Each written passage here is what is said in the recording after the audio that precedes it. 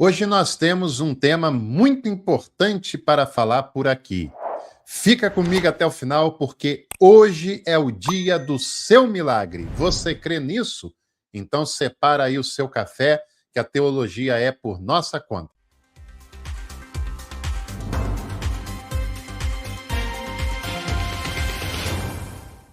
Antes de você acreditar em tudo que falam por você, principalmente na internet, que está cheio de apologetas conservadores, que mais distorcem do que explicam, vem estudar teologia com seriedade, com independência, de modo não confessional e não apologético, e de maneira acessível, tanto na linguagem quanto principalmente no precinho.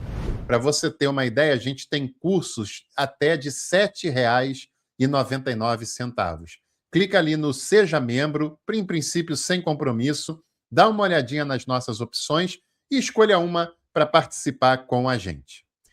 Claro que eu não estou prometendo para você milagre, a minha fala inicial é apenas uma provocação, porque certamente esse tipo de apelo ao milagre como se fosse um produto a ser vendido para as pessoas e pessoas em desespero, você certamente já ouviu em algum canto por aí.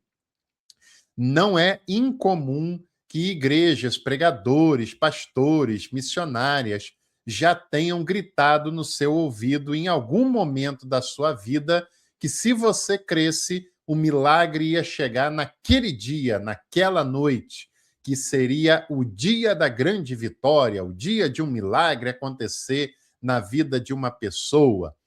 Gente, olha, sem querer enrolar você, mas eu digo que esse tipo de milagre é fajuto, é conversa fiada, milagre de hora marcada, milagre que é vendido como se fosse um produto, milagre que é oferecido como se fosse uma feira livre.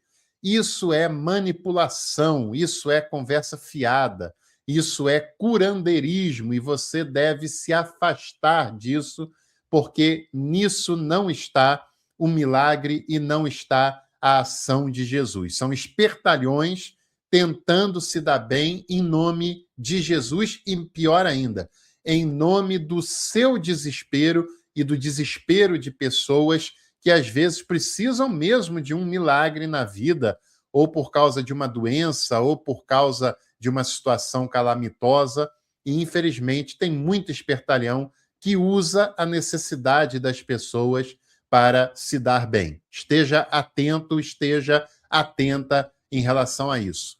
Jesus sempre nos chamou para uma fé lúcida, para uma fé de pé no chão, não uma fé alienante. E o discurso dessas pessoas que tentam fazer você acreditar que você tem que esperar as coisas mais estapafúrdias do mundo, que se você não espera porque você não tem fé, isso também é manipulação e maldade. Isso é maldade. Geralmente se pensa em milagre das seguintes formas: ou como uma participação divina na vida humana, ou o milagre é apresentado como um acontecimento fora do comum, inexplicável pelas leis naturais. E a mais comum de todas elas é o milagre como uma intervenção sobrenatural de Deus na vida de uma determinada pessoa, né?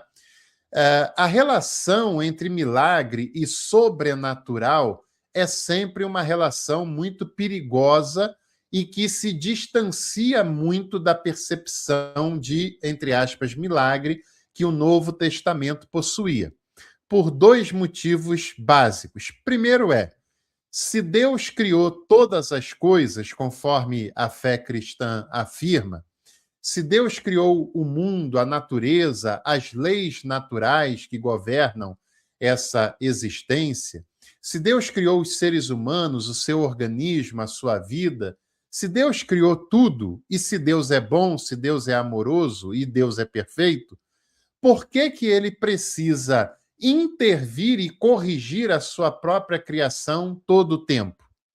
Será que faz sentido isso?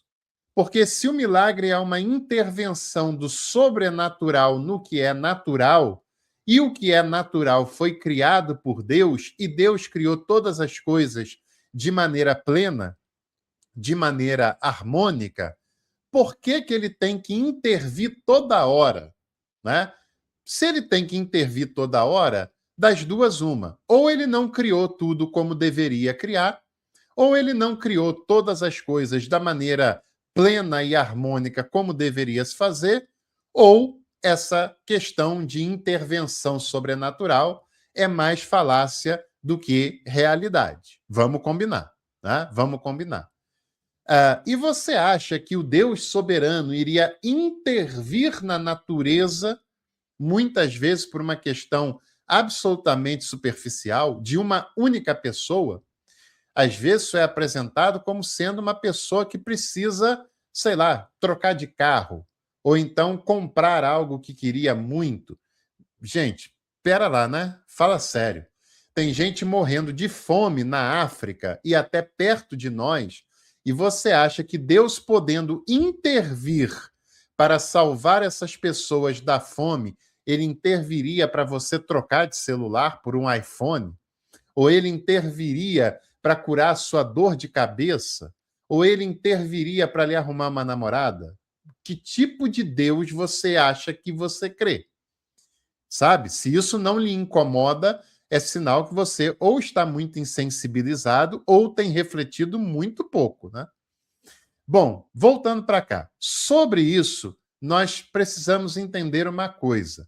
Às vezes acontece algo na vida das pessoas em que parece inexplicável, como alguém que estava desenganado e que recuperou-se e viveu mais um tempo. Existem casos como esse, e muitas vezes casos que nem têm a ver com questões religiosas.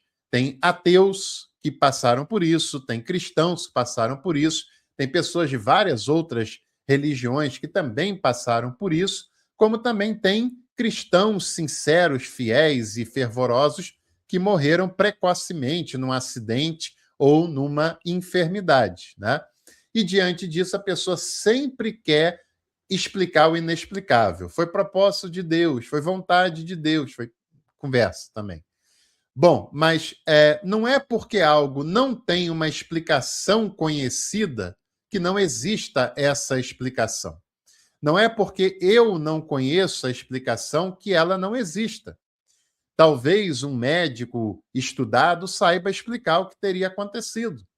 Ou às vezes pode ser que hoje, neste momento, não tenha uma explicação conhecida pela medicina, mas não quer dizer que essa explicação não exista e que amanhã ou depois ela será encontrada, como já aconteceu várias vezes no passado, né?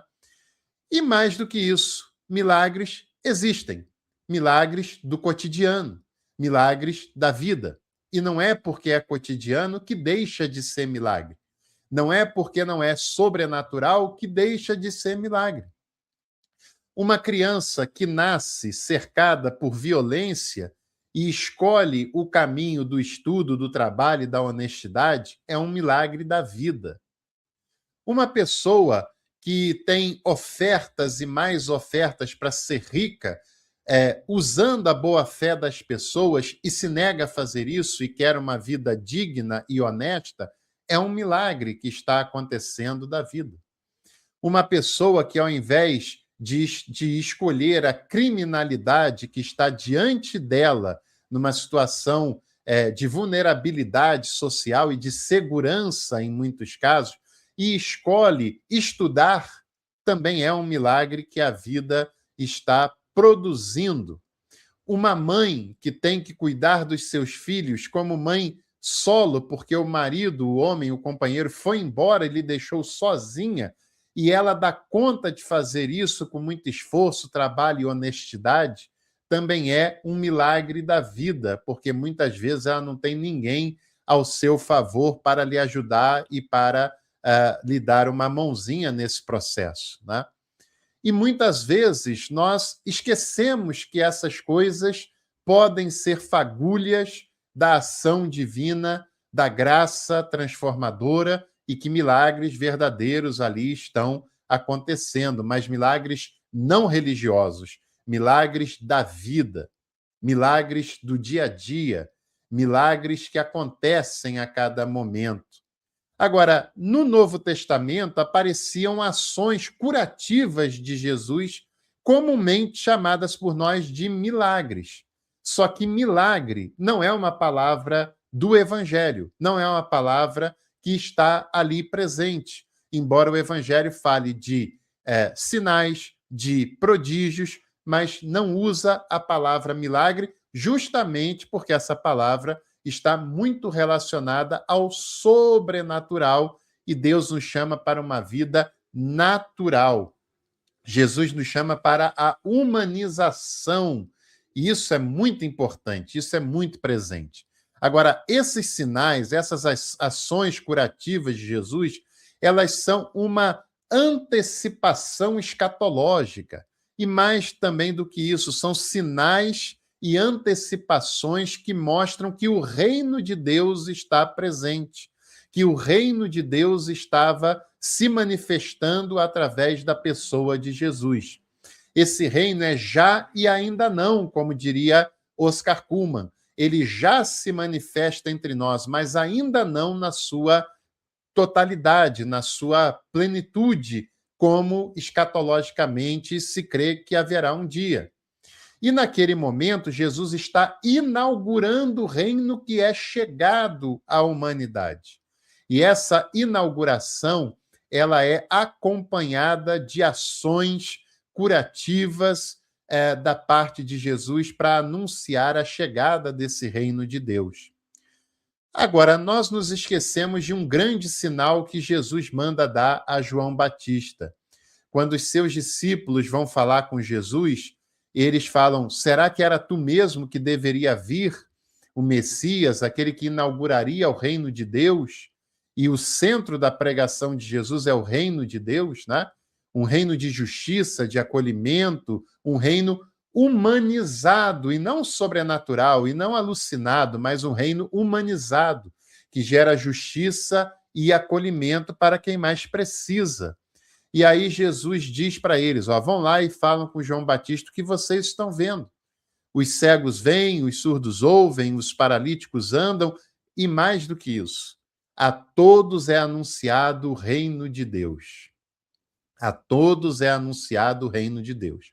Um reino que não faz acepção, um reino que não é comparado com um império, o reino que não é de privilegiados, o reino que não é da elite, o reino que é anunciado aos pobres, o reino que é anunciado aos pequenos, aos desprezíveis, às pessoas que estão à margem da sociedade daquela época, inclusive para a religião.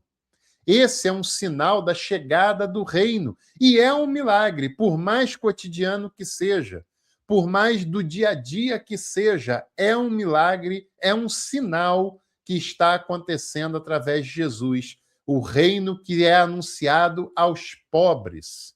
Onde você já viu o reino, a grandeza de Deus se manifestando para os pobres? Porque reino está relacionado a poder. Mas o reino de Deus é o reino dos pobres, dos pequenos, dos necessitados, né? E mais também nós precisamos pensar aqui, porque muitas vezes essas pregações de milagres estão sempre relacionadas a doenças, a enfermidade. E é claro que eu compreendo, e todos nós devemos ser solidários a uma pessoa que está seriamente enferma, ou que tem uma pessoa querida enferma. É claro que qualquer pessoa diante desse quadro quereria uma notícia de cura, quereria uma notícia de recuperação, quereria superar essa enfermidade. E por isso que esses discursos de milagres vendidos de hora marcada, eles acabam enganando tanto as pessoas. Porque muitas vezes a pessoa tem boa fé, a pessoa muitas vezes está no desespero e precisa que isso aconteça, e ela acaba sendo enganada por espertalhões que prometem curas, que prometem milagres, que prometem baseado no desespero da pessoa, né? E quantos já não enganaram pessoas e lesaram pessoas em vários sentidos. E muitas vezes as enfermidades são apresentadas como se fossem ações demoníacas, mas nós esquecemos da nossa criaturidade. Todo ser criado é imperfeito, perfeição apenas a divindade possui, só a divindade. Todo ser criado é imperfeito, é limitado, não é? E não se explica apenas pelo pecado, mas se explica pela nossa própria natureza. Porque os animais não pecaram e eles também são criaturas e também ficam enfermos. E também correm o risco de ficar enfermos, né?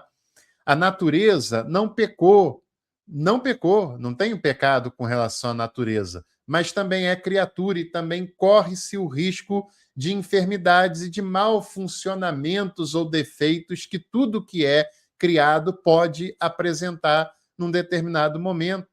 Isso também tem a ver com o estilo de vida, isso também tem a ver com a alimentação, que cada vez é mais precária nesse mundo capitalista em que nós vivemos. Isso tem a ver com herança genética, isso tem a ver com se alimentar psicologicamente de coisas que fazem mal. Isso tem tudo a ver com isso, embora também fórmula mágica e 100% não existe. Não existe absolutamente.